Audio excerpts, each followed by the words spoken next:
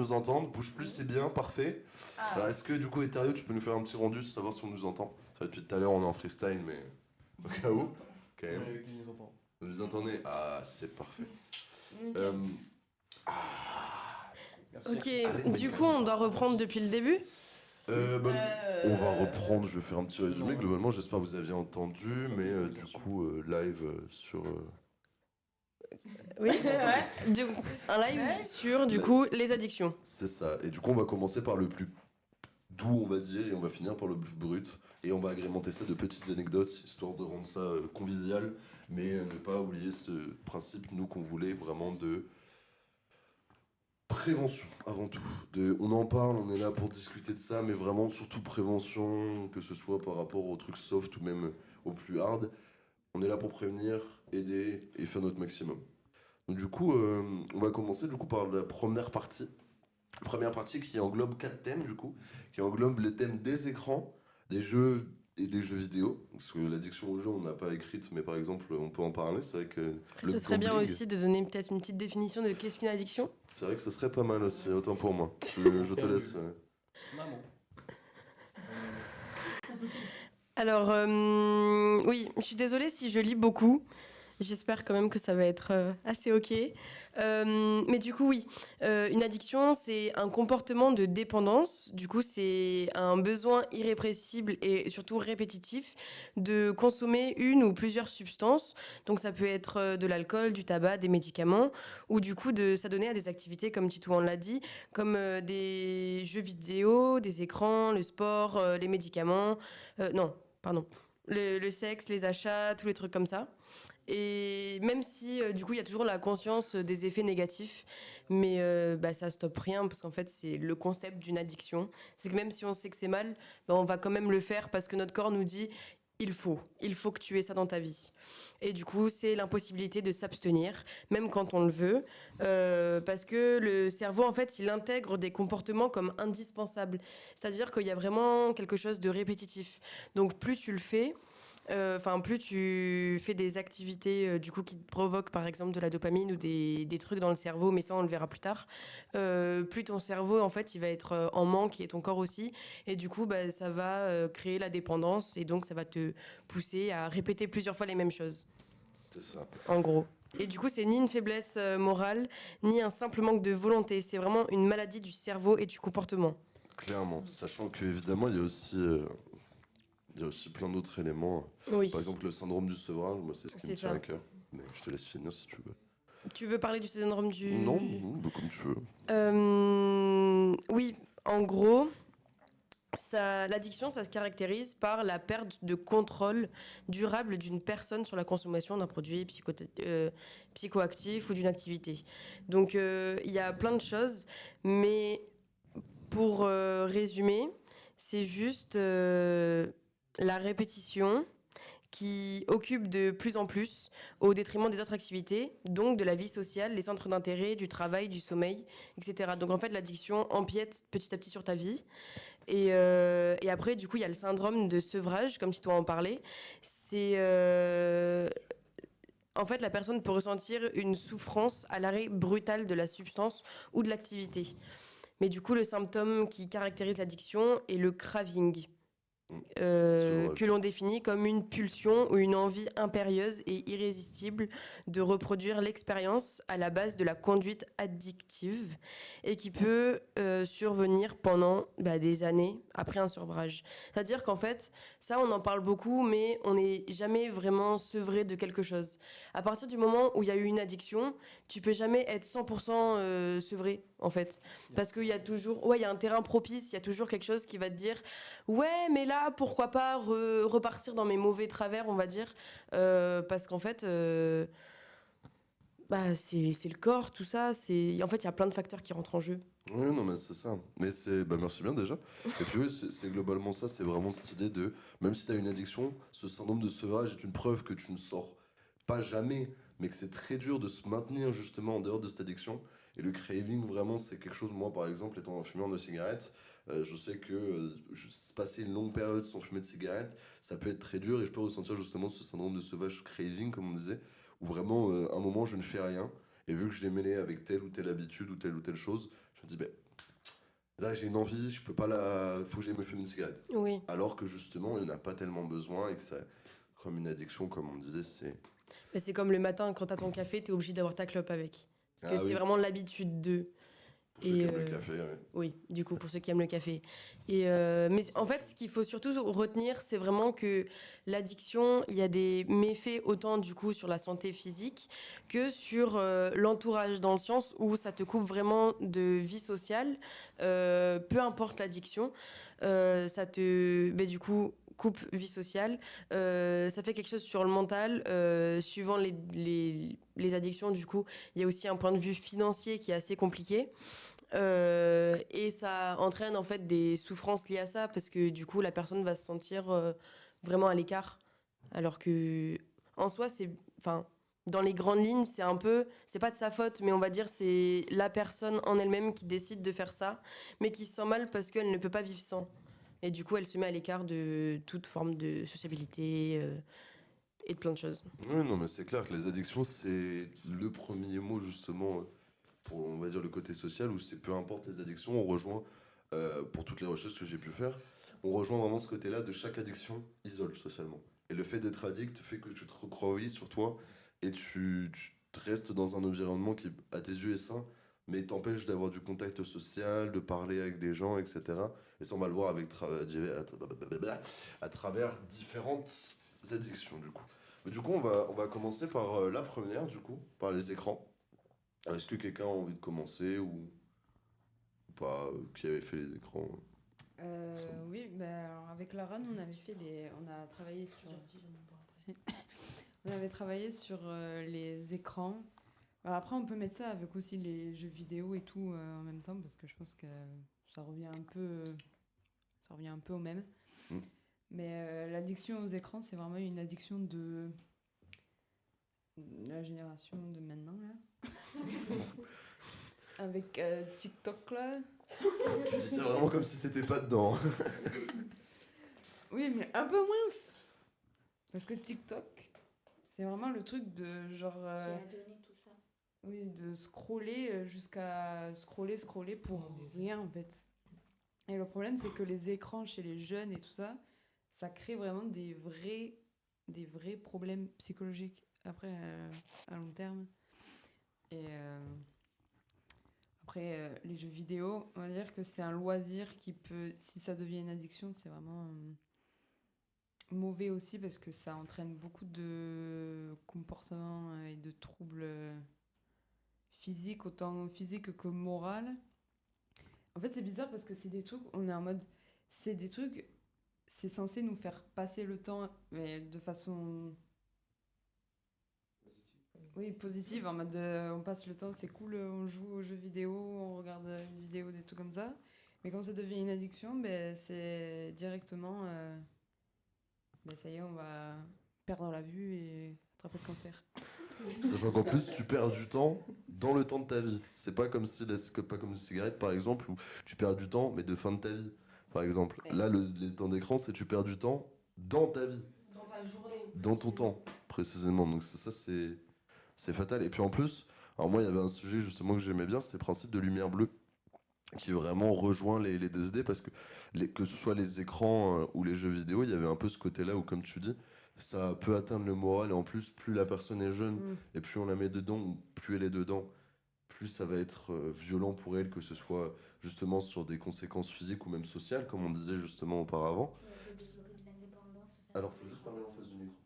Et elle peut aussi développer de l'indépendance par rapport aux écrans. Genre, par exemple, les enfants sur TikTok, là, Vraiment en que tu vois, face du micro, je suis désolé. ils prennent quand les parents prennent la tablette, ils sont prêts à la limite à t'assassiner.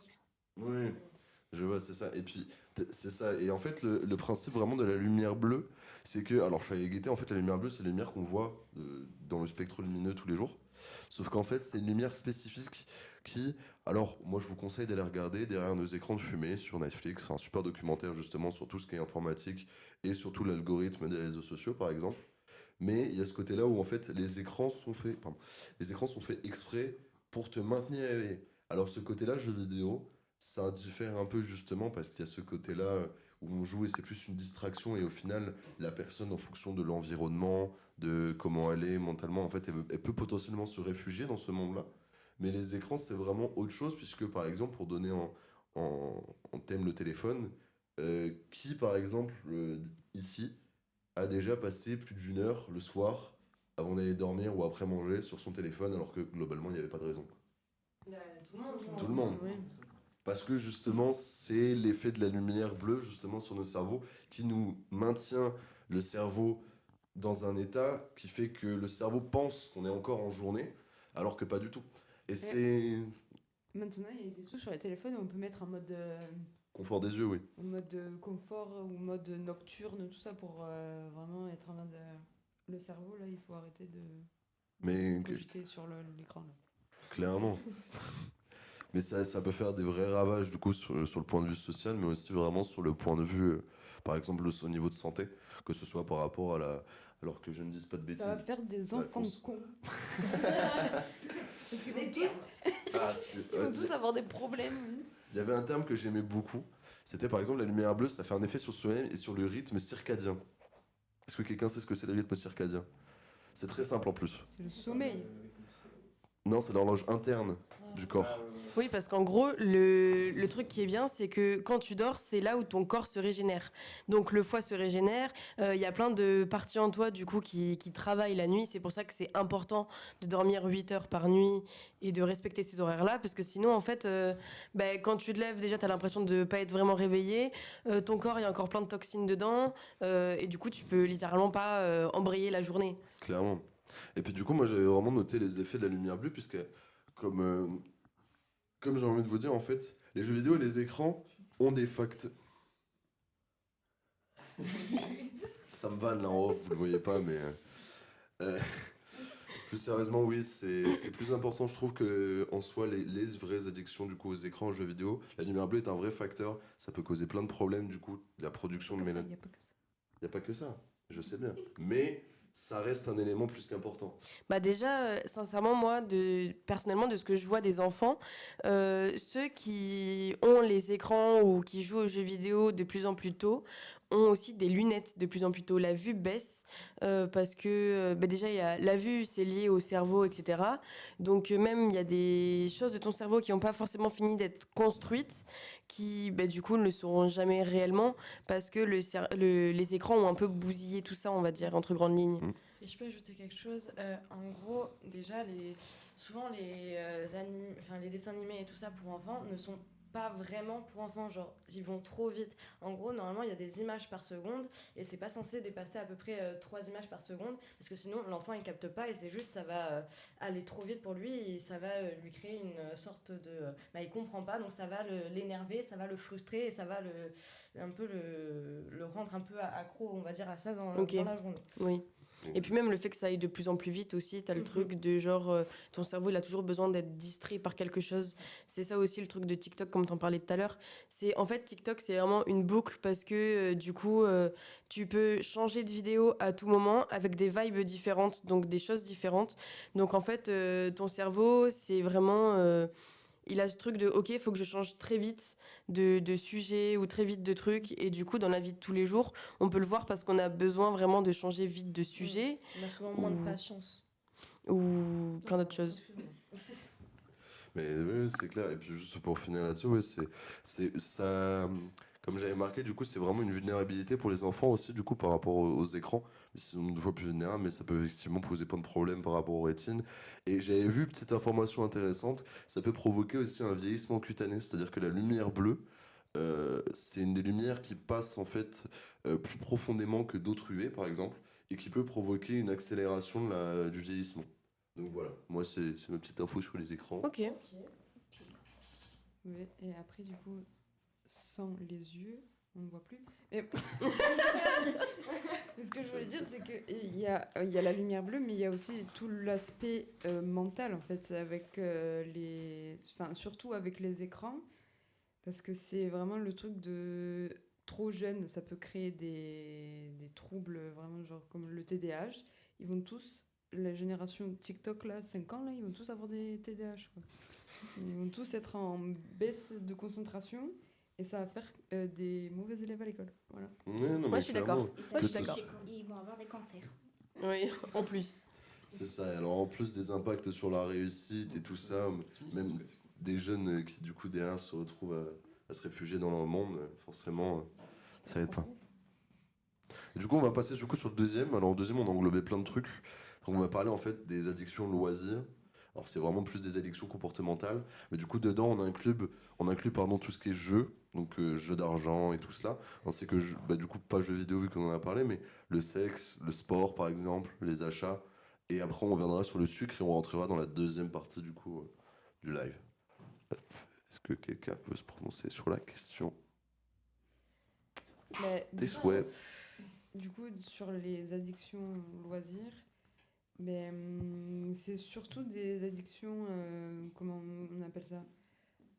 Oui, enfin, comportementales et obsessionnelles. Genre, vraiment, Ouais. c'est un besoin impulsif d'acheter quelque chose ou enfin, de dépenser de l'argent, juste histoire de contrôler une émotion qu'on n'arrive pas à gérer sur le moment. Et du coup, ça nous réconforte dans quelque chose, mais en soi, on s'en fout en fait de la finalité. En fait. La plupart, ça peut venir des traumatismes, mais en fait, après, ça se transforme en addiction. Ouais. De toute façon, les traumas, c'est un petit peu oui, c'est le déclencheur et le nid de tous les problèmes négatifs qui arrivent après. Ouais. Même le problème du départ des addictions. Souvent, moi, je regardais justement et il me disait que la, dans la définition clinique que j'avais vue sur, il me semble, l'hôpital universitaire de Genève, ils expliquaient que justement les traumas étaient déclencheurs un peu d'addiction, dans le sens où les personnes Ouais. qui avaient en fait des traumatismes ou des douleurs ou une mauvaise gestion des émotions, en fait étaient plus enclins à tomber justement dans une addiction que des personnes qui justement étaient mentalement plus sereines, plus stables ou qui Bah oui, avaient... parce qu'on se réfugie dans une routine avec l'addiction. C'est genre, Complètement. c'est la routine qui nous rapporte le confort qu'on n'arrive pas à trouver ailleurs. Simplement. C'est très triste. C'est vrai, mais il faut prévenir, c'est pour ça qu'on fait ce live. Un peu de gaieté quand même, un peu de joie, ça va le faire. Mais en soi, du coup, il y a le sexe, le sport, le sucre, tous les trucs comme ça. Déjà, le sexe, c'est vraiment genre soit accro à tout ce qui va être la pornographie, ou alors simplement l'acte en lui-même. C'est nymphomane, si je dis pas. C'est pour les Ouais. femmes et Globalement, c'est l'hypersexualité.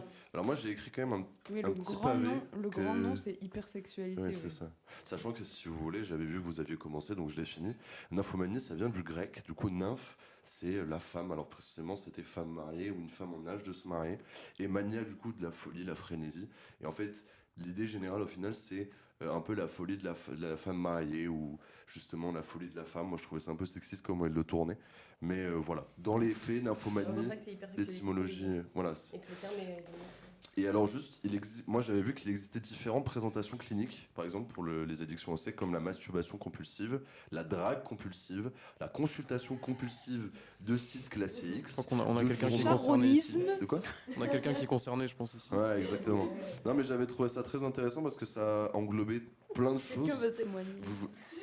J'ai rien moi pour témoigner. C'est en train de me mettre dans une sauce là, de l'autre côté. Et que l'addiction sexuelle ou dépendance sexuelle se caractérise par la perte de contrôle sur sa sexualité et la poursuite du comportement problématique malgré la connaissance et l'expérimentation de conséquences négatives. Et ça, je trouvais ça assez intéressant quand même d'en parler. C'est vraiment celle qui m'a tilté. Parce que je me suis dit, c'est vrai que c'est pas comme les autres où ça englobait plein de sujets. C'était vraiment, là, on a plein de petits sujets à traiter et qui du coup rentrent dans l'addiction comportementale, c'est-à-dire pour briser un tabou ou alors une barrière, un sceau qu'on a reçu du coup à les personnes qui subissent ça. Et derrière, en fait, se retrouvent désinhibés de tout et pensent que justement, malgré les blessures en fait qu'ils ont fait, comme j'ai dit, en fait, ils peuvent faire des actions sans penser aux conséquences derrière. Ils en perdent toute notion, puisque vu que l'addiction est là, c'est... J'avais trouvé ça particulièrement un peu violent, je trouvais, en fait, dans les faits. Ah mais complètement. Mais en fait, le principe de, comme tu dis, de pas se fier enfin, de pas réfléchir à ce qui va se passer après, parce que juste le cerveau est en mode un peu survie, il est habitué à quelque chose, donc il en a littéralement besoin sur le moment, donc en fait, il dit juste au reste du corps qu'il est prêt à tout pour avoir ce qu'il veut maintenant. Donc forcément, oui, on pense pas aux conséquences. C'est pour ça que, par exemple, quand on va arrêter de fumer rien que des cigarettes, c'est ultra facile de passer la barrière du je vais en racheter un parce que j'en ai besoin là maintenant, même si j'ai pas forcément les sous. C'est une barrière qui est franchissable à tout moment. Donc, du coup, comme on disait pareil, c'est impossible, on va dire, de sevrer pour toujours. C'est un effort continuel. Parce que c'est littéralement se battre contre les réflexes du cerveau, en fait. Et les envies du corps. Surtout, c'est se battre contre les envies du corps. Clairement. Bonne intervention. Pareil pour les envies du corps aussi, on n'en a pas parlé là, mais on avait aussi du coup entamé l'addiction à la nourriture, qui englobe plein de sujets. Alors c'est très très vaste, mais du coup c'est plus par rapport justement soit à la génétique, soit un déséquilibre hormonal, pardon, ou surtout le circuit de la récompense. C'est-à-dire qu'on peut avoir plein de choses, alors soit parce qu'on se dit ok, bah en fait on va faire tel truc, bah on se récompense en mangeant par exemple du chocolat, ou alors dans telle génétique en fait on a besoin parce que bah, là à ce moment-là moi j'avais vu, mais pour tous ceux qui ont un problème par exemple de diabète ou des choses comme ça, ou après derrière avec le déséquilibre hormonal où on a besoin d'avoir un peu de sucre ou alors un peu de ça, un peu de ci, et ça peut lier vraiment à plein de problèmes comme par exemple la boulimie ou l'anorexie, des sujets évidemment qu'il faut qu'on parle, qui sont Des très- vraies maladies. Enfin, des des vraies vraies maladies. maladies, oui. L'addiction, c'est aussi une maladie, mais on va dire des maladies qui sont plus reconnues. Mmh. Mais il y a aussi, moi personnellement, je mets aussi le fait de manger ses émotions, on va dire, dans la nourriture. Genre, en tant qu'addiction. Moi, je le mets dedans. Parce C'est que. l'hyperphagie, c'est le truc de tu manges pour combler un vide Exactement. que t'arrives pas à combler et du coup tu manges toutes tes émotions. Exactement. Tu peux pas t'arrêter de manger. Tu peux juste pas t'arrêter de manger tant que t'es pas rassasié et que Ouais. t'as pas passé ce truc, ben tu peux plus t'en empêcher de manger. C'est ça. Mais même Même si ça t'as va- mal au ventre, ça même va si t'as envie de au-delà vomir, tu continues. Oui, c'est même si t'es rassasié, genre tu continues à manger parce que enfin c'est juste le Tu veux juste noyer tes émotions. oui voilà, Complètement. c'est juste noyer les émotions. En soi, ben, c'est comme on disait, les addictions, c'est vraiment juste histoire d'essayer de combler quelque chose qu'on n'arrive pas à C'est combler un manque, combler un Ouais. vide, quelque chose, oui, oui. Donc, Puis après, du coup, il y a. Je crois que je vois mal les trucs. on avait le sucre après et Mais après, ça va avec la nourriture, du coup, un petit Ouais. peu. Ouais. Ouais, ça rejoint. Et en plus, l'addiction du sucre, c'est encore plus énervé. Et moi, juste du coup, je vais répondre au chat. Enfin, je réponds du coup à Manon tout à l'heure. Le confort des yeux, ça aide, mais ça ne supprime pas en fait du coup, la lumière bleue, comme Ouais. j'ai pu. Mais par exemple, moi, j'avais vu il y a un temps de ça que par exemple, tu as des lunettes spéciales maintenant pour justement Oui, les lumières bleues. Bah, pour les la écrans. plupart des lunettes maintenant que tu vas te faire chez l'opticien, C'est par des exemple, lunettes les pour professeurs, les lumières bleues. ils te rajoutent, ils te demandent et ils te rajoutent, bah, du coup, c'est l'écran bleu. Et ça fait un filtre un peu jaune et tout pour les écrans et c'est super parce que du coup, admettons, enfin, personnellement, je sais que quand j'étais au lycée ou après, bah, il y a que des projecteurs tout le temps, donc même dans la vie de tous les jours, tu as tout le temps des écrans partout où tu vas. Donc en fait, c'est hyper bien parce que les écrans, le problème, c'est que ça fatigue tes yeux et ton cerveau. Et avec les lunettes, du coup, bah, c'est beaucoup mieux parce que Voilà, et puis dans une société où c'est pas forcément lié que aux écrans, mais on veut tout de suite, comme vous disiez, un peu avec TikTok ou avec les mœurs en général. On a ce concept-là où déjà on va se bombarder d'écrans, par exemple, dans les transports ou dans la vie en général. Et derrière, quand on rentre chez nous, bah, par exemple, on a tous un peu ce petit truc en se disant bah, ok, bah, en fait, je suis pas bien aujourd'hui, mais du coup, je vais céder à une tentation à la nourriture. Donc, je vais noyer ma peine, par exemple. Moi, par exemple, genre, je passe une journée dure, je me dis bah, je vais noyer ma peine dans une barre de chocolat. Puis ensuite, bah, qu'est-ce que je vais faire? Je vais me fumer une cigarette pour essayer de décompresser. Et en fait, on accumule les petites les addictions du petites quotidien, addictions, ouais, c'est ça. complètement. Et Et, le mec, il est fou l'addiction. Mais après, le problème dans Merci la par nourriture chef. en général, c'est que bah, déjà, trop salé ou trop sucré, ça peut te créer des problèmes différents. Je sais pas qui a les trucs des problèmes, etc. Mais trop de sucre, ça peut te provoquer tout ce qui est diabète. Le sel est très mauvais pour la tension. Oui. Trop de sel, ça augmente la tension. Et ça bouche les artères. Oui, les artères. Oui, et bah, du coup, trop de sucre, c'est mauvais pour le diabète, c'est mauvais pour plein de choses. Parce que, après, je sais pas si c'est info ou intox, mais de ce que j'ai vu perso, c'est que le sucre a beaucoup plus d'effets néfastes que le salé. Et le sucre, vraiment, si tu en manges à répétition et en grande quantité, tu peux perdre plein de choses. Genre, ça empiète sur ta vue, ça empiète sur tes sens, genre le goût, etc. Et sur ta santé, ça fait des dégâts monstres. Clairement, mais juste pour parler du coup. Pardon, excuse-moi, t'as dit la parole. Oui, non, non, t'inquiète. C'était juste pour dire aussi, le problème aussi dans le sucre, c'est qu'on en met partout. Genre, il y en a dans toute alimentation, dans tout, donc c'est compliqué. Même de quand on pas mange du avoir salé, une il y a du addiction. sucre. Oui, c'est ça. Il y a tout le temps du sucre partout, Mm, dans les pâtes, tout ce que tu veux. Donc c'est compliqué de se restreindre, on va dire, quand tu commences à avoir une dépendance. Ça. Après, il y a le sucre lent et le sucre Oui, rapide. ça, C'est c'est ça aussi C'est qui est surtout bien. oui, il y a le sucre lent et le sucre rapide, et il y a le sucre blanc surtout, c'est quelque chose de très Oui. important. Surtout dans nos sociétés, on est bombardé. Par exemple, est-ce que vous vous rendez compte de l'efficacité et du marketing qu'il y a autour des boissons sucrées? Oui, Ne serait-ce que c'est ça. une dinguerie. C'est deux fois par semaine, par exemple, vous achetez une petite canette au tabac ou un petit truc comme ça pour profiter le soir. Quand j'ai Zéro, l'argent. Zéro. Beaucoup J'ai la trop. Quand on a la faim. Beaucoup Moi, je suis trop. un peu comme toi, justement là. Moi, je suis pauvre. Je cède un petit peu. Des fois, je m'en prends une. Mais ça reste une forme différente de sucre. Et c'est pareil. Alors moi, personnellement, je connaissais des gens et je connaissais quelqu'un qui en fait buvait beaucoup de boissons sucrées par le passé et qui pendant une période se retrouvait avec pas les dents éclatées, non, parce que c'était la boisson, avec la gencive noire.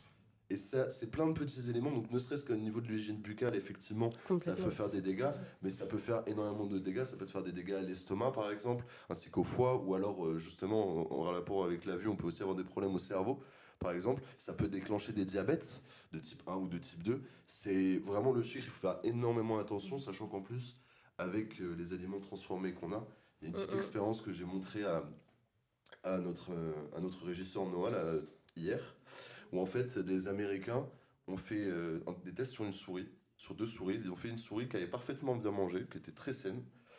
On la met dans de l'eau et elle met 5 secondes 2, je crois, à arriver sur la plateforme et à sortir de l'eau. Et après, on met une souris qui a été nourrie exclusivement à la diète américaine, c'est-à-dire vraiment tous les produits saturés en sucre américain, en grosse quantité, très gras. Et lui, à contrario, il mettait pas 5 minutes 2 pour trouver le point, il mettait 36 secondes 2. Non, 5 secondes, t'as dit 5 minutes. Oui, non, mais le premier. Oui, Oui. pardon, excuse-moi, 5 minutes. Oui, c'est vrai. Oui, Mais donc. du coup, c'est affolant de le dire parce qu'en plus, il t'explique en te montrant que effectivement, ça a vraiment des dommages sur le cerveau sur le long terme. Donc vraiment faire attention à tout ce sucre blanc transformé, mis dans tous nos éléments. Alors effectivement, comme disait Garance, sucre lent, sucre rapide. En fait, en plus d'avoir des sucres rapides, là... Je voulais juste ajouter quelque chose. Juste aussi les petits déjeuners français américains avec les bols de céréales, le chocolat et tout ça. Ouais. Ça, c'est vraiment pas le meilleur pas bon. déjeuner. C'est vraiment fait pour un peu claquer la journée, La ouais. journée, vraiment, vraiment.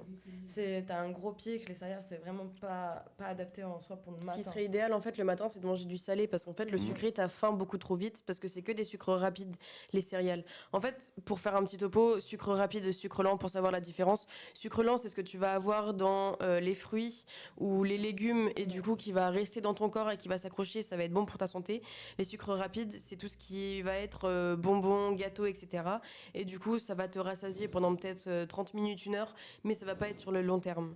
Je dirais même que le sucre rapide, c'est un produit du capitalisme.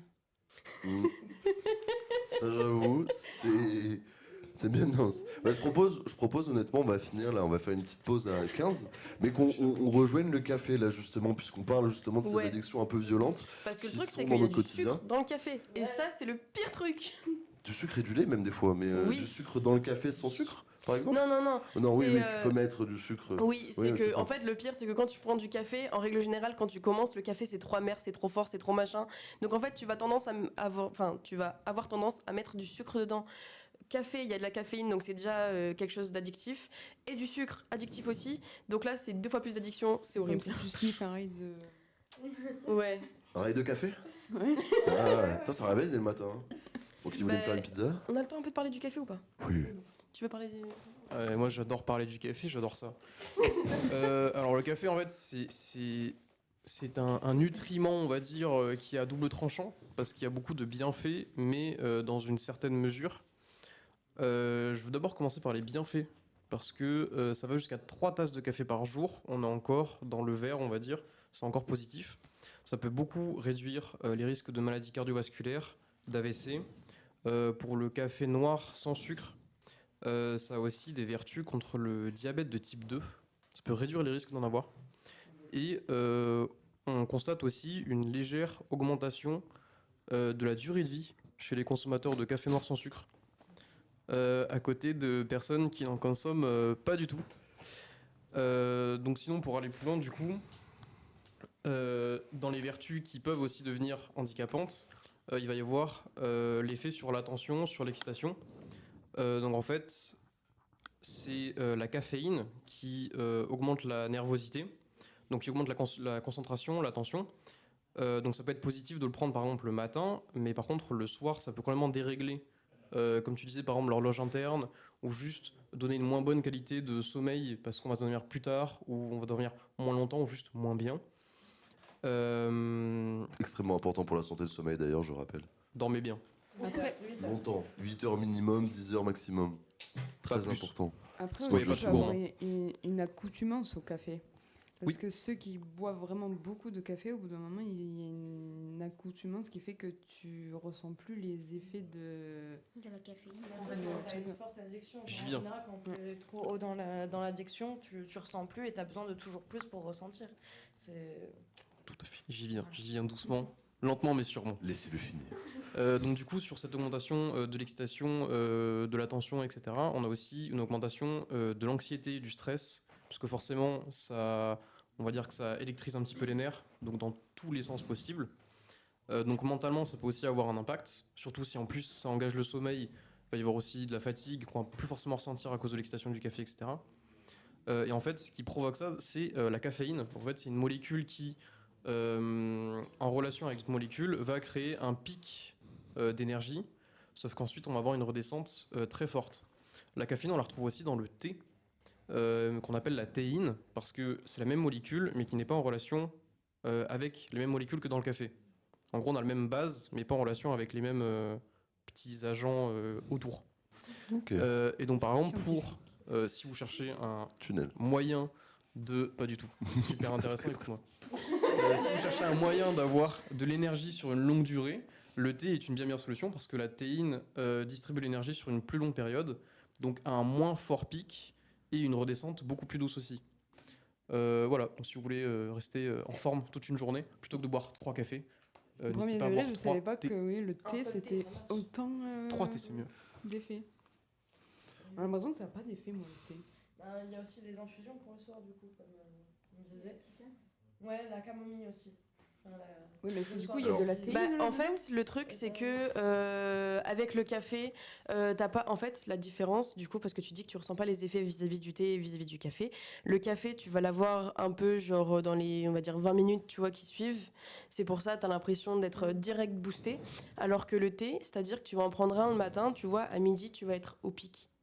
Mais c'est parce Ouais, qu'en fait, c'est- ça monte c'est plus progressivement long, ouais. et ça t'aide en fait à te réveiller complètement, mais ça réveille genre tout ton corps sans forcément parce que le café, ça a tendance dans la redescente à un peu genre avoir tout le pic de redescente de genre du coup, t'es oh je suis fatiguée refatigué, et ouais. tout. Alors que le thé pas du tout, ça va juste t'amener comme ça. Après, ça va te porter toute ta journée et puis ça va tout doucement redescendre et du coup bah t'as pas vraiment ce pic de faiblesse. Vive le thé. Et du coup, je rebondis aussi, parce que tout à l'heure, on parlait des boissons sucrées et du sucre, mais il y a quelque chose qui lie la caféine et le sucre, c'est... Il est en train de dormir. Les boissons énergisantes, merci. Il y en a au moins une qui suit. Donc ça, évidemment, c'est J'en juste bois pas, en poison. fait, Donc surtout. bon. Non, buvez pas. Ce genre de truc pour là, ça. je cache la marque. Qui c'est qui a ramené ça? C'est terrible de ramener ça. Ça là, vous reconnaissez la canette, c'est terrible de boire ça, d'accord? C'est du poison en boîte. Ne buvez pas ça. C'est Alors, très mauvais pour le vas-y, cœur. Toute la canette, on est à la pause C'est là. très mauvais pour le sommeil. T'es pas censé montrer la marque. Oh non. Mais j'ai pas montré la marque. Si, Je vraiment. l'ai caché. Si juste t'as carrément la canette. Mais Non, on du voit coup, rien, on juste voit petit- rien. on a. Alors, C'est pas un placement de et produit. Tario, oui, il faut dormir 8 heures minimum, mais surtout on a un petit fun fact Sponsor. dans le chat. Petit fun fact sur le café, si vous prenez des médocs psychoactifs par exemple, la caféine produit une réaction dans le foie qui l'empêche d'évacuer et filtrer correctement les médicaments, donc créer des problèmes de foie parfois graves. Donc ça c'est une Oui. petite info du chat, merci le chat. Ah bah oui, de toute façon, Mais, c'est comme avec les mélanges de toutes les autres boissons. Complètement. Ça C'est peut ça. être mauvais avec les médicaments. Mais de toute façon, le café, il me semble que pour le foie, c'est pas un super bon truc en vrai. Hein. Parce que je suis d'accord il y a plein de bienfaits, mais c'est assez compliqué à digérer, à filtrer, etc. pour le corps. Ok, super. Mais sur le foie peut-être pas, mais sur les intestins, les trucs comme ça, peut-être. En parlant d'organes justement internes, on va finir justement là-dessus. Après, ça c'est une plus généralisée, on n'a pas approfondi le sujet trop, si ce n'est notre chère assistante à côté. J'appelle assistante. C'est vraiment l'addiction à la cigarette, pardon. Ouais. Je suis désolé pour l'assistante. Mais, L'addiction de la cigarette ouais, qui est c'est- très importante. C'est très important. Alors, on voit vraiment les messages. Ça, c'est le marketing, justement, de l'industrie du tabac qui nous force à arrêter pour qu'on continue. Mais ça, c'est un autre débat. Mais effectivement, faut pas l'oublier, malgré ça, que on a quand même des addictions à la cigarette. Oui. C'est Et, plus cher. En fait, c'est une histoire de marketing. C'est le fait que ce soit plus cher. Forcément, on a envie parce qu'on se dit que c'est un mets rare. Et en plus de ça, c'est que l'image, du coup, par exemple, des poumons ou des trachéotomies ou des choses comme ça qu'on a en achetant un paquet de tabac, par exemple, ou cigarettes. En fait, c'est pour t'inciter à arrêter, mais en t'incitant à arrêter, on te continue. Parce qu'en fait, ils ont juste l'obligation de te dire que c'est mauvais pour la santé, mais ça vient t'attirer l'œil et te donner envie, comme si c'était, alors que pas du tout. Donc en fait, c'est une étape de marketing un peu comme plein d'autres étapes. Par exemple, comme on en parlait tout à l'heure, des boissons sucrées. Les boissons sucrées ont un marketing de fou pour nous en faire vendre, alors que comme on disait justement auparavant, que ce soit les boissons sucrées classiques ou les boissons énergisantes, les deux font des ravages sur la santé. Et pourtant, on continue à en consommer. Et encore, avec la cigarette, ils ont changé les paquets justement pour que ce soit plus neutre et que ça donne moins envie avec les Oui. photos et tout ça. Alors que dans d'autres pays, il y en a, ils ont des paquets de cigarettes roses Ouais, avec très des, stylé. Hein. avec En vrai. des saveurs et tout. Ouais. Mais en fait, le problème principal aussi, c'est le fait de génération. Je vais m'expliquer. Les cigarettes, quand c'est apparu, en gros, il y avait vraiment de la propagande avec des affiches à la télé. Il y avait des slogans et tout, en mode le tabac c'est bien. Oui, Et dans le c'est cinéma bon aussi pour la beaucoup. santé, exactement. C'est bon pour la santé, c'est bon pour tout un truc et tout. Du coup, ouais. Ouais, non, mais c'est clair. Et en fait, du coup, ça fumait à l'époque, du coup, dans les classes, ça fumait dans les voitures avec les bébés derrière. Il y Dans avait les plein, trains, il y avait plein de Dans les choses comme ça. restos. En fait, on pouvait fumer partout. Et donc, la génération de nos grands-parents ou de nos parents, ils ont toujours grandi dans le tabac, littéralement. Et donc, en fait, le problème, c'est que notre génération, on a grandi avec la plupart des parents, en vrai, qui ont fumé ou qui fument encore. ouais, Et donc, et en fait, le problème, c'est qu'il y a un gène d'addiction, en vrai de vrai. Mm. Et il y a un terrain propice, du coup, à certaines addictions. Et si nos parents ont été addicts pendant une grande période à la cigarette, il y a de plus grandes chances, du coup, que nous aussi, on le soit. Et même, genre, admettons, par exemple, moi, je sais que quand j'étais petite, mon géniteur, il sentait tout le temps la cigarette. Donc, j'ai eu un terrain propice parce que j'avais toujours l'odeur de tabac froid sur moi. On est deux. Mais voilà. Et du coup, il y a plein de petits faits comme ça, où, en plus, parce que les odeurs sont reliées à des souvenirs. Donc en fait, il y a aussi ça, il y a aussi un truc de réconfort. Il y a plein de choses qui rentrent en jeu. Clairement. Et on finira là-dessus parce que nous allons partir en pause, on va revenir juste après. Mais surtout, c'était très important, je voulais rebondir là-dessus, que ce soit sur le tabac ou plein d'autres addictions. On a ce principe aussi où l'influence, les médias, en parlent pour la plupart du temps, à chaque fois, avec ce côté c'est pas bien. Oui, mais vas-y. Tu vois, par exemple, On moi le je voit voyais. dans tous les films, il n'y a pas C'est un ça. film où il n'y a pas une cigarette. Moi, je suis tombé justement il y a 2 mois à peu près sur une campagne de pub justement qui signifiait l'arrêt en fait du tabagiste au cinéma parce que justement moi par exemple il y avait mon père qui fumait énormément et qui du coup ça m'a donné l'habitude et l'odeur comme tu dis, mais j'avais aussi ce concept très important où moi je voyais quelqu'un fumer une cigarette dans un film ou une série, C'était tellement mais il stylé. est tellement sexy, il est tellement beau, c'est tellement bien amené. Et que ce soit sur le tabac ou plein d'autres, c'est vrai qu'il y a un marketing, une publicité qui est en vrai, en prenant un peu de conscience et de recul, tu te dis mais c'est effroyable parce qu'on peut te vendre tout et n'importe quoi. Les jeux d'argent, les trucs. Mais je suis d'accord. En fait, pendant des décennies, Hollywood a beaucoup fait la propagande, notamment de la cigarette et aussi de l'alcool. On y reviendra un peu plus tard. Mais du coup, en fait, dans le cinéma, on a toujours beaucoup stylisé les personnages un peu mystérieux, des enquêteurs, des trucs, des machins, des héros globalement, qui décompressent avec la cigarette, qui arrivent à un bar et demandent un whisky et qui, euh, euh, Ouais, qui rendent ça cool en fait. qui Ouais, rentre, rendent ouais, ça ça, stylé. qui apporte un filtre de style sur des addictions. C'est ça. Bah écoutez, j'espère que vous avez aimé la première partie. Justement, là, on a essayé de rester sur le plus soft, vraiment le plus cool. Et puis on va rentrer du coup. La deuxième partie, juste faut être après. accroché. Oui, c'est ça. Il faut être un petit peu accroché parce que là, on va parler d'un peu plus de tout en général. Donc là, en fait, il nous reste l'alcool, ainsi que les hallucinogènes, les médicaments, et on rentre dans le vif du sujet avec les Les drogues. drogues. Donc, j'espère que vous avez déjà apprécié cette première partie. Je sais pas si c'est européen, si on prend les USA, il y a eu ça aussi. Le truc que le tabac c'est cool, c'est surtout que c'est européen et l'Amérique du Sud. Voilà. Bah, voilà. Mais du coup, on va finir là-dessus. Mais on se dit à tout à l'heure et soyez accrochés parce Voilà. que ça va être dense. À tout à l'heure. À tout à l'heure. À dans 5-10 minutes. Bon, en même temps, quand je regarde mon téléphone, c'est parfait. Du coup, on va laisser Shana parler du tabac. Du coup, pour reprendre sur le tabac, donc en gros, les fumeurs, on le sait bien, c'est souvent avec un comportement au début, avec le geste, avec les personnes avec qui on va fumer et tout ça. On a plus tendance à avoir plus vite l'addiction quand on a une fréquentation. Donc, C'est un effet de groupe. C'est ça, c'est ça. Et donc aussi, comme au COJ ou au travail, pendant les petites pauses, vas-y, je vais fumer. Et donc, par contre, sur le psychologique, donc si la cigarette représente un plaisir chez de nombreux fumeurs, chacun y associe des bénéfices particuliers, donc relaxation, concentration, décompression, sensation de bien-être, socialisation. Fumer peut répondre à ces besoins, renforce la dépendance psychologique au tabac. Ok. Donc, ouais. Oui. Bah, c'est comme quand, par exemple, t'es au bar, t'as une bière, t'es obligé d'avoir ta clope parce qu'en fait, t'es en train de parler avec plein de gens et t'as le truc du geste, en fait. Ouais. D'avoir le besoin d'occuper tes mains pendant que t'es en train de parler parce qu'en fait, c'est vraiment devenu une mimique de langage. C'est Un ça. tic de langage, un truc une ponctuation de phrase, un peu.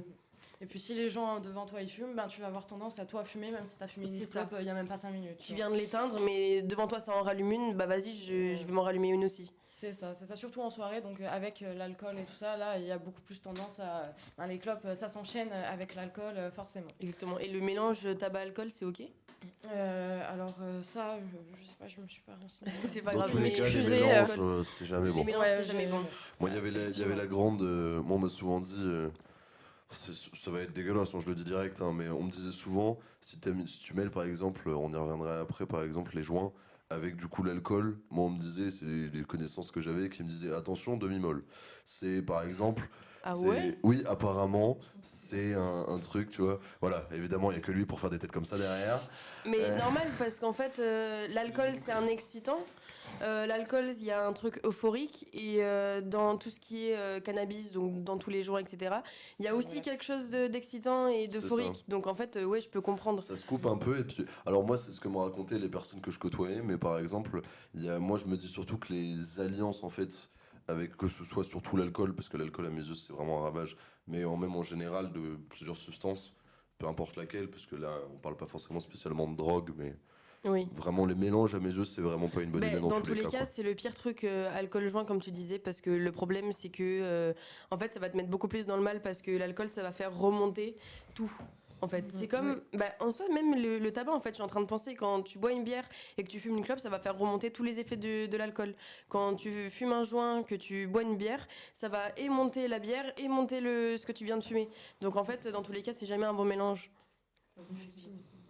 Ça augmente le rythme Parce qu'en fait, ça augmente le rythme cardiaque et du coup, si t'es vraiment dans un état déjà pas bien et que t'as les effets fois 1000, commun. Ouais. Puis l'alcool, c'est dans le sang en soi. Donc ouais, le rythme cardiaque, ça fait battre ton cœur plus vite, ça fait que le sang circule plus vite et ainsi de suite, quoi. T'as une sensation de désinhibé, enfin je sais Ouais. pas si c'est ça le terme. Oui. Tu te sens désinhibé, tu te sens mieux. Alors moi personnellement, à chaque fois parce que je suis pas très alcool, chaque fois par exemple je bois une bière ou je bois un alcool fort, c'est rare, mais je sens toujours l'alcool être dans mes veines et à chaque fois me chauffer un peu. Ouais. Ça te réchauffe justement de boire. Complètement. Et petit aparté, excuse-moi, c'est vraiment aussi, on oublie de le dire, mais on a plein de sites d'aide pour ceux qui veulent, pour C'est vrai. les discussions, etc. Donc là, en fait, on a notre régisseur qui le met, du coup, pour ceux qui s'intéressent sur le chat. Donc comme ça, si vous voulez regarder, mais Oui, il va y Voilà. avoir plein de petits numéros d'aide pour toutes les addictions dont on a parlé ou dont on va parler prochainement. Vu qu'on a un Euh, but de prévention. Ouais, c'est prévention quand même, c'est pour se faire aider. Après, en règle générale, quand tu appelles ces personnes-là, ils vont pas te dire moi mon but c'est que tu arrêtes. Non, c'est moi mon but c'est que tu connaisses les effets néfastes et bah, si tu as comme projet d'arrêter, on va voir qu'est-ce qu'on peut faire pour combler du coup le manque de cette addiction et pour pouvoir avancer avec. C'est ça, il y a des structures qui aident et même vous accompagnent dans justement Complètement. l'arrêt de cette addiction globale. Voilà. Hmm. Et du coup, je reprends sur donc l'alcool. Alors, je vais un peu lire, veuillez m'excuser. Donc, en gros, l'alcool dépendance est une mode d'utilisation inadaptée de l'alcool conduisant à une souffrance physique et psychique, ayant un fort retentissement sur la vie de l'usager et manifestant de la dépendance sont donc l'aspiration de tolérance à l'alcool, une grande perturbation des activités sociales, professionnelles et des loisirs à cause de l'alcool, un désir persistant pour l'alcool associé à des efforts infructueux pour contrôler l'utilisation de la substance. L'usager alcodépendant consacre une grande partie de son temps soit à rechercher, soit à consommer. Et la prise d'alcool est poursuivie, et bien que le consommateur ait conscience des conséquences négatives pour sa santé et son environnement. Donc, l'abus d'alcool à long terme provoque des altérations neuronales telles que des réductions de leur taille. Donc, arrêter l'alcool déclenche une véritable renaissance neurologique. En moyenne, il faut une semaine pour que le cerveau retrouve une meilleure clarté et une capacité de concentration optimisée. Il faut en général 2 semaines pour que le foie commence à se régénérer et 4 à 6 semaines pour que l'organe hépatique pourrait être complètement rétabli. Mais cela dépend de chaque individu.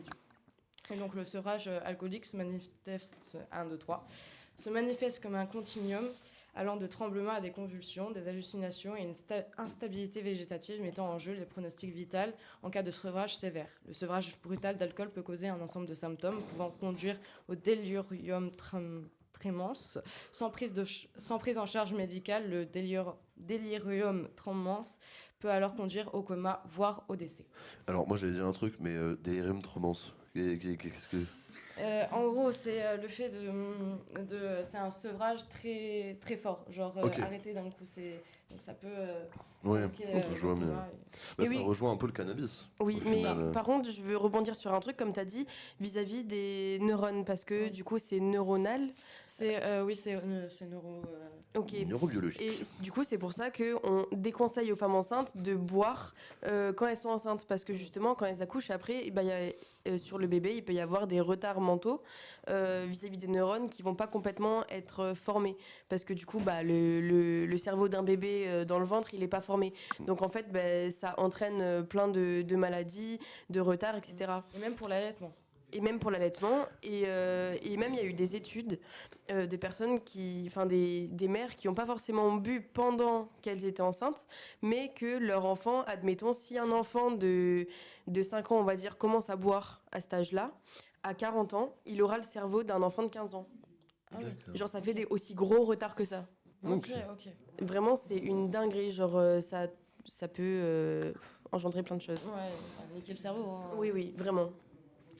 Donc voilà, du coup, c'est pour cette aparté sur l'alcool. Et est-ce que dans l'alcool, il y a, par exemple, comme dans le café et tout, il y a quelque chose d'addictif ou c'est vraiment juste la sensation que tu as quand, quand tu es bourré ou ivre que le corps recherche? Je pense que c'est surtout un niveau mental et niveau physique, je pense. Vas-y. En fait, du coup, pour l'alcool, en fait, c'est que c'est un peu une particularité. Il n'y a pas que l'alcool. En fait, c'est les deux. Parce que ça commence avec le truc social et après, ça devient chimique. Ok. En gros, l'alcool, au début, surtout chez les jeunes, en fait, ils utilisent l'alcool en soirée pour se désinhiber et pour pouvoir être plus à l'aise. Ouais. Et du coup, au début, ça commence par un truc social. Oui, il n'y en a Mais pas après, qui disent en je suis fait- timide, mais faut une bière, après ça va. Ouais, et après, ça va mieux. Et du coup, ça commence par un truc social et ensuite, l'addiction s'installe chimiquement dans le cerveau parce qu'avec, du coup, c'est neuronal. Et du coup, ça bloque les récepteurs et pour pouvoir se sentir encore bien, genre les récepteurs neuronaux, pour pouvoir se sentir encore bien, il faut reconsommer. Et du coup, Ok. ça rentre dans une boucle. Et genre, en fait, si tu consommes pas, juste tu te sens pas bien et genre ça te bloque en fait. Et du Comme coup, les c'est mecs deux, en fait. qui genre Ok. derrière font des soirées et puis te disent oh j'ai la gueule de bois, bon combattre le mal par le mal, une bière. Tu vois, dès le matin. Moi Ouais. c'est ça justement pour ça que j'ai un peu j'ai pas cet attrait en fait pour l'alcool. Bon, je suis fumeur malheureusement, donc les cigarettes c'est vrai que je m'en envoie. Mais derrière en fait c'est moi j'ai longtemps côtoyé des gens qui buvaient et arrivé à 15-16 ans effectivement fait des soirées et puis forcément bah, t'as envie de profiter donc t'as envie de boire etc. Sauf que bah moi je voyais pas l'intérêt surtout pour comme tu dis, du coup, essayer d'être comme les autres ou des trucs comme ça. Mais effectivement, c'est vrai que ça devient de plus en plus tôt et après, ça devient vraiment chimique. Moi, ça m'a vraiment effrayé la manière, surtout dans les films par exemple, comment l'alcool était dépeint, on te le Ouais. montrait. Et tout ça, c'est vrai que c'est surtout ravageur. Moi, je Puis trouve que c'est l'alcool, une plus on a. grosse drogue que les drogues en elles-mêmes parce que juste elle est légale. Ouais. Oui, parce qu'il y a un truc avec. Il y a un peu les addictions tolérées, on va dire. Enfin, c'est des addictions vraiment ce que je voulais dire, sociales, ouais. genre. L'alcool, ça fait partie de la culture aussi, même genre en France, il y a le vin, et enfin, genre, c'est ce truc Oui. de. c'est- La France, Oui. c'est le vin. C'est pour ça d'ailleurs que dans les écoles, avant, c'était pas des carafes d'eau qu'il y avait sur la table, mais des carafes de vin. Oui, c'est en fait Genre c'est au un collège, truc qui lycée et tout. c'est rentré dans les mœurs et du coup après ça reste on te dit que t'es addict mais en soi genre tu vois ta famille qui boit un verre de vin à chaque repas, tu te dis bah non, c'est normal, enfin Oui. c'est comme ça. Ça doit être des barres d'arriver devant ta prof et de lui faire s'il te plaît, tu peux me passer le pichet de vin s'il te plaît. Mais je vais même aller un peu plus loin que ça, c'est que c'est même pas rentrer dans les mœurs, c'est que ça fait extrêmement longtemps que c'est dans les mœurs, parce que c'est dans les mœurs chrétiennes. Parce que dans la Bible, le vin, c'est le sang du Christ. C'est ça en plus. Donc c'est considéré comme quelque chose de très pur, de très... Après, ces modes, évidemment, c'est comme d'habitude, on le dit, c'est une utilisation excessive, parce que c'est le principe de l'addiction, justement, comme avait défini notre ami Garance au début. C'est vraiment le principe d'utilisation excessive, c'est-à-dire que, par exemple, un membre de ma famille, lui, je le connais depuis tout petit, boit du vin à chaque repas, mais pas dans le but d'un alcoolisme, plus dans le but, comme tu dis, de tradition chrétienne, etc. Bah, en fait, à table, par exemple, moi j'ai des membres de ma famille qui ne boivent pas d'eau. Alors j'en ai une qui boit pas d'eau du tout, qui ne boit rien pendant le repas. C'est Et hyper l'autre qui mal ne de faire boit ça. pas d'eau, mais elle boit avant ou après parce qu'elle a peur de trop Déshydrater, boire. la Ok. Mais Ouais. derrière, on a ce côté-là où l'autre, par exemple, lui ne boit pas d'eau à table, mais il boit genre 1-2 verres maximum de vin blanc. Ou rouge. Après, il y a eu des études comme quoi un verre de vin par jour, ça peut être très bénéfique pour la santé. On peut vivre plus longtemps normalement. On peut vivre C'est plus ça. longtemps, mais il faut pas en abuser comme tous les alcools. Mais en fait, le Exactement. problème avec l'alcool, c'est juste que, comme vous l'avez tous très bien dit, c'est juste on n'a pas conscience que ça peut être une drogue et une addiction. C'est Clairement. juste que même les... L'habitude, en fait. Oui, c'est ça, il y a Il y a de l'habitude, il y a plein de l'habitude. choses. Et le problème, c'est que en fait, même les personnes qui boivent assez régulièrement, comme en règle générale, soit c'est, je sais pas, c'est parce qu'ils font beaucoup de soirées, ou c'est juste parce que il y a l'habitude et plein de choses, qu'en fait, ils ne se rendent même pas compte de la limite avec boire pour le plaisir et devenir alcoolique. C'est ça. Après, il y a un truc aussi avec les addictions, c'est que il faut les définir parce que parfois on peut se croire addict, mais c'est pas vraiment le cas quand il y a, enfin, parce que là je suis en train de reprendre les trucs de Anne-Laure. Et genre en fait il y a des phases où on peut penser qu'on est addict alors que c'est pas vraiment le cas en fait. Ouais. C'est qu'une addiction, ça se définit vraiment précisément parce que c'est pas parce qu'on boit tous les jours qu'on est alcoolique, par Oui. exemple. Par exemple. Mais voilà. En fait, le truc, c'est que ce qui définit vraiment une addiction, c'est le craving. Si on n'a pas de craving, on n'est pas addict. Et le craving, c'est le manque. Il n'y a pas vraiment de mots pour traduire. Oui, c'est ça. Mais en gros, le craving, c'est Ce un que j'ai manque. vu. C'est une nécessité. Genre, il n'y a Ouais. pas vraiment de mots, du coup, c'est un peu compliqué. Mais du coup, ouais, il y a genre, des fois, on pense qu'on est addict, mais en fait, c'est ce qu'on appelle une consommation médicamenteuse. Ouais. Ouais. Genre, en gros, on consomme pour aller mieux, mais on n'est pas forcément addict. S'il n'y a pas de craving, on n'est pas forcément addict. En Oui, fait. exactement. Juste que la consommation médicamenteuse peut vite devenir addictive. Clairement. Alors moi, je l'avais justement noté quelque part, je ne sais plus exactement, mais qu'effectivement, il y a beaucoup de, par exemple, que ce soit d'addictions très légères ou très dures qui se font un peu pour combler un manque ou pour justement essayer de réparer quelque chose qui est cassé, quoi. On sait que, comme j'ai dit, c'est pas des personnes qui ont soit justement des traumas ou des problèmes, etc., qui vont user d'une addiction pour essayer de calmer tel ou tel problème. Et moi, justement, je vais rebondir sur un autre truc, puisque là, on va lancer du coup sur les drogues. Sur les médicaments Sur d'abord. justement, on va lancer sur les Ouais. médicaments, mais je fais une petite aparté en fait sur les médicaments.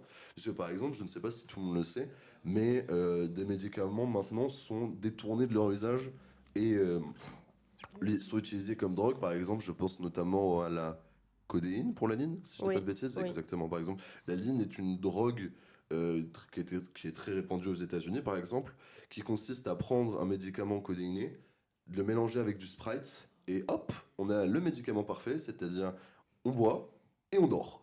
Tout Voilà. simplement. C'est-à-dire, c'est vraiment une drogue qui fait un peu les mêmes effets que le cannabis, mais qui va augmenter on va dire, ce quota-là de manque de sommeil, d'envie de sommeil, et ça peut être très problématique. On m'avait raconté par exemple le vécu d'une personne qui, en fait, après une forte consommation de ligne dans un temps donné de sa vie, se retrouvait à faire des phases où il dormait pendant 30 minutes ou 3 heures et se réveillait à chaque fois et faisait vraiment des espèces de séquences très spéciales et très bizarres, très néfastes, surtout pour le corps de sommeil. Ouais. Donc voilà, et moi je voulais juste faire une petite aparté, lister un peu tout ce qui n'était pas détourné, puisqu'en fait dans les médicaments, tous les médicaments ne sont pas mauvais pour la santé. Ne commencez pas à être contre l'industrie hospitalière, mais par exemple, du coup, exact pharmaceutique, oui, qu'est-ce que je dis. Mais du coup, par exemple, dans les substances actives qui peuvent être concernées par le terme du coup de l'addictovigilance, parce que c'est surtout ça, comme ils le disent, en fait, il n'y a pas tellement de médicaments présentés comme une drogue. Oui. C'est vraiment des médicaments qui sont détournés ou alors utilisés d'une manière différente et qui peuvent justement Ou même juste utiliser à trop grande quantité. Et du coup, ça en devient une addiction, puis une drogue, puis plein de choses. exactement. Donc du coup, on a la buprénorphine, la clonazepam, le flunitrazepam, le méthadone, la méthyle... Oh, ça va être long. La méthylphénidate, l'oxybate de sodium, l'oxygène protoxyde d'azote, du coup pour tout ce qui est ballon. Alors ça évidemment très dangereux pour la santé puisque grandes conséquences sur le cerveau, voire même grandes conséquences surtout sur le cœur. Et c'est Beaucoup pas de stylé, il personnes, faut vraiment arrêter. Parce que beaucoup moi, de j'en vois de plus en plus sur les documentaires réseaux, ça à n'a rien regarder, de oui. stylé. Exactement, beaucoup de documentaires à regarder C'est si vous voulez ridicule, savoir ouais. sur les ravages sur le corps, sur le cœur en particulier et le cerveau. On a aussi du coup la thianeptine, le tramadol. Alors le tramadol à mes yeux c'est une horreur, mais pareil, antidouleur, antidépresseur qui peut être utilisé justement à des fins non médicales. Et du coup la zolpidem du coup, et à chaque fois en fait sur la petite image que je vous ai montré, que j'ai faite pardon, en fait on a à chaque fois des risques d'abus de dépendance ou d'usage détourné ou de solutions chimiques ou d'intoxication accidentelle, etc., etc. Surtout aussi de mésusage. Si quelqu'un, voilà, Oui. parfait. Et du coup, il y a aussi, j'en ai pas parlé volontairement aussi, par exemple, il y a le fentanyl dedans. Le fentanyl, par exemple, est une drogue qui est en train de faire un ravage, je voulais en parler. Fentanyl fait des ravages actuellement aux États-Unis. Surnomme un peu la drogue du zombie, sauf c'est erreur de ma part. Oui. La drogue du zombie qui en fait va te ralentir. Et c'est un ravage, il y a beaucoup de documentaires Arte, je vous renvoie là-dessus si vous avez Même, l'occasion. sincèrement, je pense que vous avez déjà vu sur les réseaux sociaux. Parce que ça tourne de plus en plus. Et ça a fait des commencé ravages. à arriver en France. Il y a eu un pic il y a quelques années. Mais ça avait arrêté. Et là, il y a un pic. Sincèrement, s'il vous plaît, ne touchez pas à ça. Ça n'a Une drogue. aucun intérêt. Ouais, oui. aucune drogue hein, après. Mais vraiment, il y a des trucs, vraiment, touchez pas. Il y a des Clairement. drogues comme ça, genre tu prends une fois et tu peux risquer de mourir à la première fois où t'en Exactement. prends, quoi. C'est Par vraiment, exemple, là, du coup, on a fini le sujet du coup des médicaments. On va passer du coup sur les drogues et les hallucinogènes. Donc, on va parler un peu de toutes les drogues en général. Mais pour donner un exemple, la mère d'un ami bosse du coup dans le domaine de l'addiction, où elle aide justement des gens à pouvoir du coup se désevrer ou alors maintenir, parce qu'effectivement, pour certaines personnes et pour certaines drogues, c'est dur et c'est quasiment impossible des fois d'arrêter comme ça et d'essayer de se sevrer naturellement. C'est très compliqué. Oui, exactement, comme me dit Lara, c'est même à Même plus éviter. Parce qu'en fait, le problème, c'est parce que c'est le truc enfin, en tout cas, moi, je sais que j'ai connu quelqu'un qui avait une addiction à la cigarette et on lui avait. Et en fait, pour la faire arrêter, on lui avait carrément pris les cigarettes et on lui avait confisqué. Résultat, la personne, elle tremblait, elle avait des Parce sortes qu'on- de sauts c'est ça. d'humeur. Donc, couper d'un coup, ça C'est marchera néfaste, jamais. ouais. Ça ramène avec Ça du coup, peut aggraver même, je comme pense. disait Théo, ce sentiment de craving, du coup, de manque, et qui fait que Bah, par exemple, moi, du coup, pour revenir à l'idée où j'en étais, c'était vraiment, par exemple, moi, j'ai du coup un jour fait une crise d'épilepsie, donc tout va bien, je ne le suis pas, mais j'ai un terrain, et on m'a expliqué que je ne peux pas prendre de cocaïne. D'ailleurs, j'avais pas prévu, mais que si j'en prenais, par exemple, si j'en prends d'un coup, je meurs. Parce que justement, la cocaïne a un effet sur le cerveau qui va, entre guillemets, surbooster l'effet d'épilepsie et qui Ouais. peut créer une overdose d'un coup, comme ça.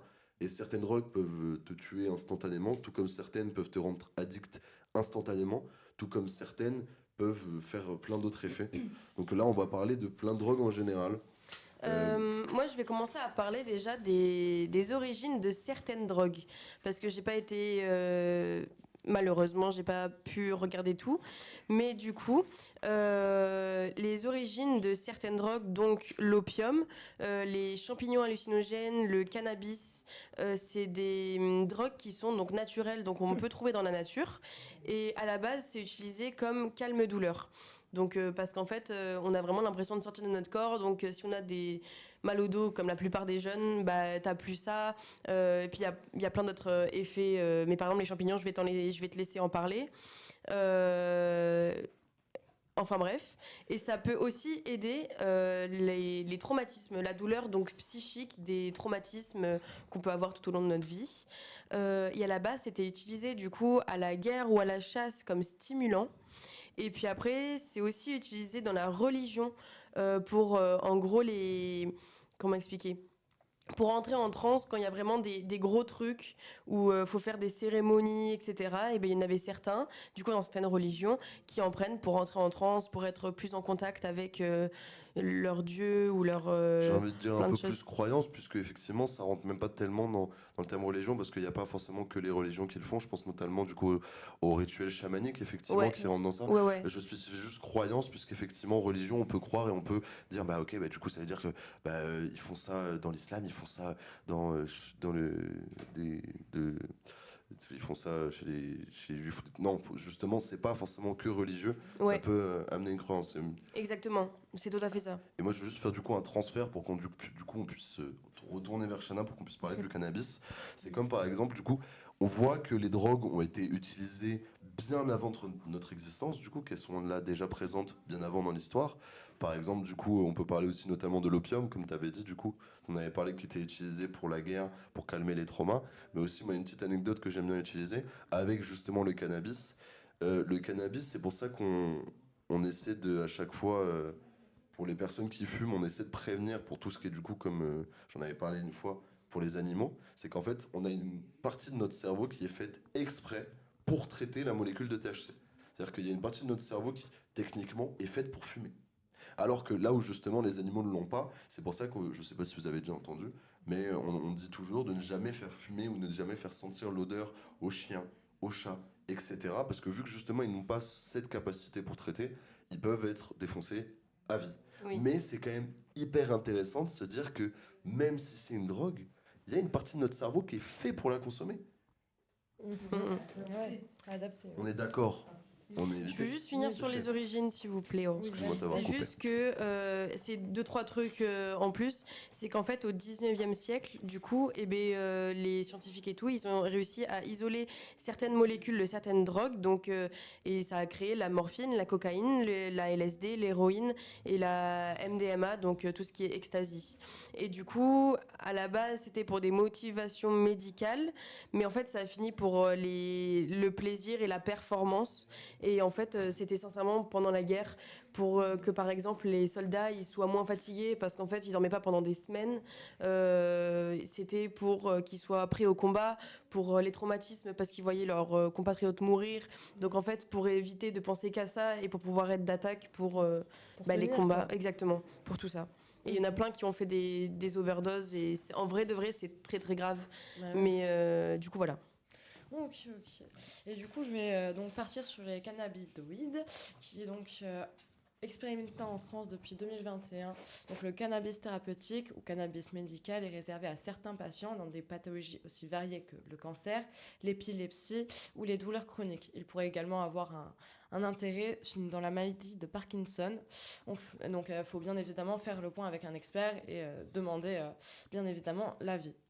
Et les vertus donc antidouleurs de certains composés de chanvre, donc du CBD et du THC, des deux composés de chanvre les particuliers sont intéressés donc pour ça dans la médecine. Et ils ont donc utilisé ça pour fabriquer donc le Morinol, qui est sous forme de capsule molle, donc qui comporte du THC de synthèse et peut être prescrit dans le cadre d'une autorisation temporaire d'utilisation uniquement dans les centres d'antidouleurs en cas de douleur neuropathique non soulagée. Et donc, il y a aussi le Sativex, autorisé depuis 2014, mais pas encore commercialisé en France. Il se présente sous forme de spray buccal. Il contient à part égale du THC et du CBD. Il peut être utilisé dans les scléroses... Sclérose en plaques. Ouais, dans les scléroses en plaques et contre les spasmes musculaires. Il y a aussi l'Epidolex, c'est bien ça, à base de CBD et autorisé depuis 2019 dans certaines épilepsies rares d'enfants. Donc certaines formes d'épilepsie sévères, des douleurs chroniques neuropathiques rebelles. Et donc le risque de cannabis, bien évidemment, c'est une baisse de tension artérielle pouvant provoquer un avertissement, une accélération du rythme cardiaque, pouvant représenter un danger pour les personnes souffrant de problèmes cardiaques et entraînant une augmentation de risque de crise cardiaque. Et donc les risques pour la santé mentale, c'est il existe un lien entre usage du cannabis, psychose et dépression, surtout lorsque la consommation est fréquente et qu'elle a débuté à un jeune âge. Le cannabis peut déclencher des psychoses, particulièrement la schizophrénie, et chez des personnes prédisposées en accélérant le développement ou en aggravant l'évolution. Et l'usage du cannabis chez les adolescents peut avoir une influence sur le développement du cerveau. Certains usages chroniques présentent des difficultés en matière de traitement, des informations complexes, des mémorisations Allez, je vais y arriver. Donc, des informations complexes, des mémorisations et la concentration. Celles-ci disparaissent souvent après l'arrêt de la consommation. Oui. Voilà. Et pour les effets, en gros, ça t'amène détente, euphorie, amplification sensorielle, réflexion introspective. Et du coup, pour résumer, en gros, les risques, perte de motivation, troubles mémoire, anxiété, risques psychotiques. Et voilà. Et pour ajouter le petit truc, c'est que vis-à-vis de l'addiction, il y a 10 à 30% des personnes à usager en gros quotidienne qui sont addictes réellement. Bah justement, moi, je voulais rebondir là-dessus, puisque, alors, en faisant les recherches, je me suis rendu compte, et je ne sais pas si vous savez, mais du coup, dans les hallucinogènes, le cannabis en fait partie. C'est-à-dire que le cannabis fait partie des hallucinogènes, et effectivement, comme a très bien dit Garance, c'est ça en fait le grand débat, et c'est pour ça qu'on voulait finir là-dessus. C'est que, alors déjà, il y a un lien, Drogue Info Service, que vous a mis du coup notre régisseur, qui est très intéressant aussi. Prenez le temps, si vous avez vos addictions, de pouvoir vous renseigner et trouver un moyen de se faire aider, c'est super important. Les addictos et tout ça, c'est vraiment super bénéfique maintenant. Mais effectivement, ça rentre en tant qu'hallucinogène, et les hallucinogènes font débat, parce qu'il y a ce côté-là où justement, comme tu as dit Théo, il n'y a pas ce sentiment, ce syndrome de sevrage, ce craving en fonction des personnes. Alors évidemment, faut faire attention, parce que les effets varient en fonction de plusieurs facteurs. Donc la quantité consommée, la fréquence et la durée de consommation, l'état d'esprit, les attentes et le milieu, l'âge de la personne, s'il y a un trouble mental c'est un trouble médical ou psychiatrique dont la personne peut être atteinte, et aussi la consommation, comme je disais tout à l'heure avec Garance, du coup la consommation concomitante d'alcool, de drogues illicites, de médicaments ou de remèdes à base de plantes. Mais voilà, donc le cannabis en fait partie, mais les hallucinogènes, du coup, on a plein d'éléments. On a par exemple, du coup, le LSD, la mescaline, la psilocine, le PCP, le cannabis, du coup, dont on parlait, l'ecstasy aussi, ainsi que la kétamine qui peut faire des ravages aussi, ainsi que la salvia. Et en fait, alors moi j'avais pris une étude qui spécifie que en 2007, des élèves de l'Ontario, de la 7e à la 12e année, on leur a demandé, et on a fait un test sur ces personnes-là, et 3,5% des répondants ont pris de l'ecstasy, au cours de l'année précédente évidemment. 1,6% des répondants ont pris du LSD et 0,7% ont pris du PCP. Et 5,5% ont dit prendre autre chose que des hallucinogènes classiques, c'est-à-dire par exemple la psilocybine ou la mescaline. Et du coup, dans un sondage fait au niveau des Canadiens âgés de 15 ans ou plus, il y en a 4,1% qui ont répondu qu'ils ont pris de l'ecstasy et 11,4% qui ont pris du LSD, du PCP ou d'autres, au moins une fois dans leur vie. Ouais. Et d'autres, du coup, Au cours de l'année précédente, on a 1,1% de répondants pour l'ecstasy et 0,7% pour LSD, PCP ou autre. Et en fait, du coup, ça fait énormément débat parce qu'il n'y a pas ce syndrome de sevrage en fonction de la consommation, etc. Alors, je vais notamment mettre dedans les champignons hallucinogènes, puisque ça existe aussi. Et ce n'est pas comme par exemple certaines drogues qui, moi par exemple, on m'a appris que le crack par exemple, c'est une drogue avec une emprise très puissante qui va apporter un sentiment, du coup un craving et un syndrome de sevrage directement. Et il y a des drogues comme ça qui peuvent, alors que les hallucinogènes, non. Les hallucinogènes sont caractérisés par justement le principe que le craving et ce syndrome de sevrage, pardon, n'est pas inhérent à la substance, pardon. Que c'est vraiment en fonction, comme j'ai dit, du coup, de plusieurs éléments, donc soit la quantité, soit... Et tout ça amène au grand débat qu'il y a en fait avec les hallucinogènes en disant oui, mais les hallucinogènes, c'est une drogue, c'est pas une drogue. Ça en est une, mais ça en est une... Oui. Pas addictive, oui, effectivement. C'est juste ça. Et il faut quand même faire très attention, puisqu'on a aussi des cas de personnes, par exemple, qui, après prise, malgré le fait qu'il n'y ait pas de sentiment d'addiction, peuvent, par exemple, je vais utiliser ce terme, même s'il est mauvais à mes yeux, vriller, c'est-à-dire partir en cacahuète. Ils peuvent, par exemple, il peut y avoir des gens qui, après avoir pris plusieurs fois de la kétamine, peuvent rester dans un monde différent et qui sont dans un monde et c'est très compliqué pour eux de revenir. Ou alors des personnes qui se croient, par exemple, avec le cannabis, dans un bad trip, ou alors dans une crise blanche, comme le terme appelé, et peuvent partir super loin. Donc c'est quelque chose auquel il faut faire très attention quand même, parce que justement, hallucinogène ne veut pas dire sans risque. Pour partir sur la kétamine, déjà, la kétamine, qu'est-ce que c'est? À la base, c'est un anesthésiant pour chevaux. C'est des médicaments, etc. Et les personnes, du coup, prennent ces médicaments-là, les écrasent, et du coup, on les prend par voie nasale. Et les effets, c'est sensation de flottaison, anesthésie, détachement du corps. Donc sur papier, ça peut être cool, mais en fait, tous les risques, c'est perte de repères, troubles urinaires graves, hallucinations violentes et dépendance psychique. C'est pour ça qu'en fait, la kétamine, faut savoir que dans les drogues, il y a plusieurs classes, on va dire, et la kétamine, c'est justement dans les dépresseurs. Et en fait, l'addiction, c'est une addiction modérée, donc c'est 10 à 15% des utilisateurs qui en deviennent addicts. Mais c'est quand même quelque chose. Et du coup, ça rejoint dans le cannabis, parce que le cannabis, c'est aussi dans les drogues dépressives. Et il y a aussi les opiacés, avec la morphine et l'héroïne. Les effets, c'est euphorie, apaisement profond, suppression de douleur. Mais les risques, c'est overdose, dépression respiratoire, constipation sévère et dégradation physique. Et là, c'est une dépendance qui est vraiment extrême, puisque c'est 30 à 40% des utilisateurs qui en deviennent accros. Et donc, voilà. Et dans les stimulants, il y en a deux.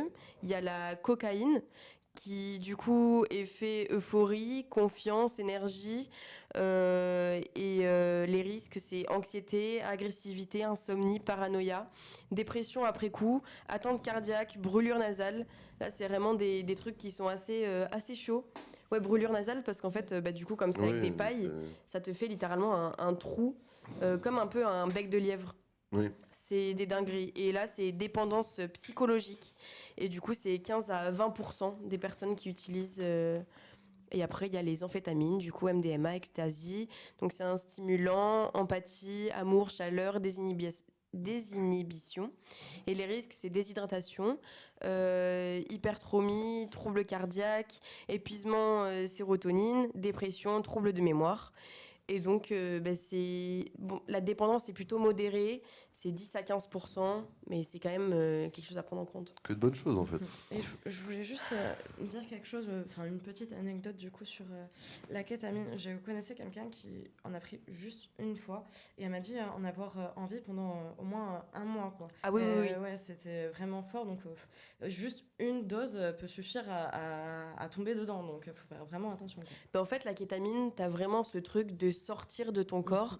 T'as vraiment le truc en fait d'être apaisé, de ne plus, on va dire, avoir conscience du monde. Et Tu donc, es là. ouais, c'est ça.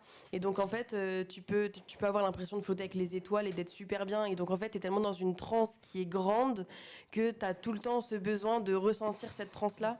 Et bah, en plus, la descente, sincèrement, elle est pas dingue du tout.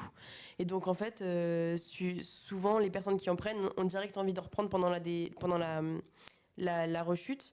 Et en fait, ton corps en demande assez régulièrement, quoi. Mm. Très lourd sujet. Mais Ouais. voilà, vous avez vu quand même que les addictions, c'était pas bon. En général. Vraiment pas bon. Mais Voilà, c'est quoi. vrai que peu importe la substance consommée, peu importe, dans tous les cas, il faut se faire aider si vous êtes dans peu importe l'addiction, si vous êtes avec nous là dans le plus bas, dans le plus hard, ou si vous étiez avec nous depuis le début par exemple sur le sucre. Moi je sais que j'ai une petite dépendance au sucre par moment. Je sais que bon, un petit paquet de bonbons ça vient bien me réconforter. Mais voilà, n'oubliez pas quand même de vous faire aider. On a mis à disposition et il y a plein de sites à disposition. Il y a tabac info service, cannabis info service, alcool, même drogue. Il y a énormément de structures, d'hôpitaux, d'addictos qui sont à disposition. Et s'il y a une quelconque addiction, n'hésitez pas à y aller. Nous, on a vraiment fait ça dans un but de prévention, donc j'espère quand même que ça vous a plu. Oui. Donc, Parce qu'en fait, le truc, c'est faut pas se réconforter dans son addiction parce qu'on s'y sent bien. Faut clairement, vraiment Faut essayer vraiment d'en pas. sortir parce qu'en soi, c'est pas quelque chose de dingue, quoi. Surtout quand t'en prends assez régulièrement pendant des années, bah déjà, tu peux avoir plein de risques, mais surtout, t'es plus toi-même, en fait. clairement. Et je voudrais dire, faut pas hésiter à demander de l'aide, même si vous en avez honte ou quoi que ce soit. Faut pas hésiter, genre c'est pas une honte. Vous allez vous en sortir quoi qu'il arrive. Les N'hésitez plateformes pas. sont Enfin, là quoi pour que- ça. Faut- Non mais oui, tous les numéros sont vraiment là pour ça. Ils envoient toute la journée. C'est ok, quoi. Il y a pas de honte, il y a rien Il n'y a du pas tout. de jugement. Le but, Non. c'est justement, comme on dit, la personne, si par exemple vous avez contacté un addicto, la personne ne va pas faire votre travail à votre place. C'est votre addiction, c'est la vôtre. Mais derrière, il peut vous aider, vous accompagner, vous conseiller, vous guider. Et ça, c'est la meilleure aide du monde. Je sais notamment qu'il va falloir que j'arrête la cigarette, même si c'est un petit malin plaisir, et que ce geste de mettre à la bouche, même quand je n'ai pas de cigarette, ça me donne envie. Là, je me suis auto-donné envie. Mais, La clope après. mais voilà, prenez le temps, prenez le soin. J'espère que ça vous a plu. Puis le truc le plus difficile, c'est juste de sauter le pas, de dire je veux arrêter Exactement. et de contacter quelqu'un. Et j'en profite aussi parce qu'on parle de drogue, on parle surtout d'addiction, donc là ça va être un peu hors sujet, mais quand même pour les drogues, faites attention en soirée. Parce qu'on Oui. n'a pas parlé du GHB, la drogue du violeur, mais faites attention à vos verres. Maintenant, il faut savoir qu'il y a des couvercles de gobelets, des couvercles de verre qui Et sont vendus. Même en festival, genre on peut voir dans certains trucs où tu peux prendre des petits bouchons d'oreilles, des petits trucs comme ça, il y a des Ouais. capes verres que tu peux récupérer gratuitement. Donc voilà, Ok. c'est sympa toujours à Je savoir. trouve ça très rigolo, ça s'appelle des capotes de verre. C'est Et ça. justement, ça évite. Parce que c'est vrai qu'on n'en a pas parlé parce que c'était déjà très dense. Mais il y a aussi plein de drogues qui ne sont pas intentionnelles comme on aurait voulu Du coup, c'est l'utiliser. un peu hors sujet, mais Je- autant placer ça comme ça Autant aussi. finir. Oui, mais Faut. t'as eu totalement raison. C'est vrai que malheureusement, il y a des ravages, techniquement aussi avec le GHB, mais il y a aussi plein d'autres drogues dont je n'ai pas forcément les connaissances, on n'a pas forcément tous les connaissances, qui sont là, qui sont utilisées pour des usages effroyables. Donc faites attention à vous.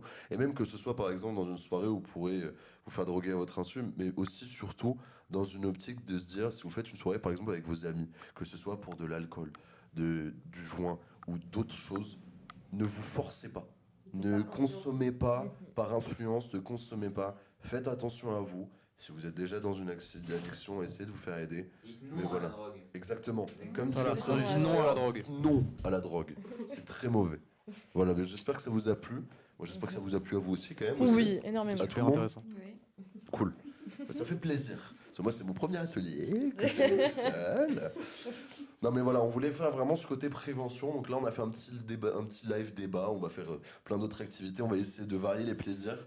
Mais on avait envie de vous faire cette prévention pour rappeler un peu les dangers que ça peut Parce englober. qu'en fait, il y a de plus en plus de drogue sur les réseaux sociaux surtout. Aussi. Et on en voit de plus en plus, en fait, on voit de plus en plus de propagande, surtout vers les jeunes et la cigarette et les puffs et tout Clairement. ce qui s'ensuit. Les puffs, vous devez tous arrêter. Les Ouais. puffs, c'est vraiment néfaste. C'est sincèrement tout ce qui est CE, on en parlait tout à l'heure. C'est vraiment tellement nocif pour la santé.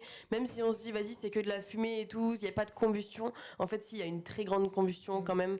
Donc, surtout avec voilà. les cigarettes mélangées. Surtout, Ouais. faut vraiment faire attention de pas mélanger les deux. Voilà. Et du coup, voilà, c'est un peu de prévention parce qu'on en voit partout. 1, 2, la gadji c'est un paqueta. Voilà, ceux qui ont la ref, ils auront la ref. T'as un peu hors sujet, mais j'ai aussi envie de dire, quelle que soit la substance que vous prenez, que ce soit de l'alcool, des hallucinogènes, quoi que ce soit, on ne prend pas le volant. Parce Oui. que se mettre en danger soi, c'est une chose, mettre en danger les autres, c'est C'est d'autant une plus autre. grave. Mettez-vous en sécurité, faites attention à vous, prenez le temps de traiter vos addictions et les problèmes qui en suivent. Et on se retrouve pour un prochain live. J'espère que vous avez apprécié. Et on se retrouve pour une prochaine fois un peu plus ludique. Bye bye. Bye bye. Hop là, la fin du live. Bah, merci beaucoup, on s'applaudit là.